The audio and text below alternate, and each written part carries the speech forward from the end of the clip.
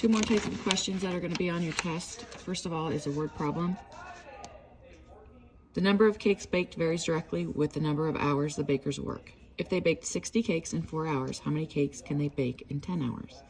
Here's where you want to use direct variation to your advantage, because since it varies directly, I know that there's a point where they baked 60 cakes in 4 hours. So after 4 hours, they baked 60 cakes.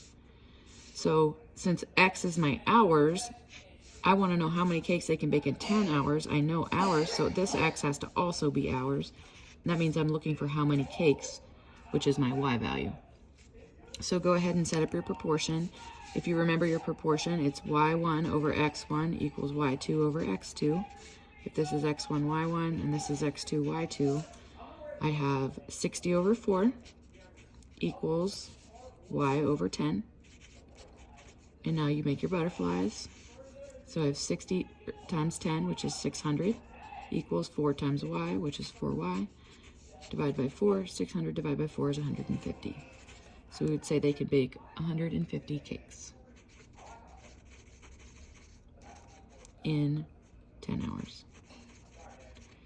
So let's go ahead and do one with a fraction, just so that you get practice with fractions. If these are my points, 10, 1/2, and then X is what I'm looking for, -4/5, assuming this is direct variation, X1, Y1, X2, Y2, I'm going to put 1/2 over 10 equals -4/5 over X. Make your butterfly. So I have 10 times -4/5 equals 1/2 times X. 10 times -4/5 is -40/5, and then equals 1/2 X. -40 divided by 5 is -8. I'm running out of room here. Equals 1/2 X. And then to get rid of a fraction, multiply by the reciprocal. So I have -16 equals X. So my X would be -16.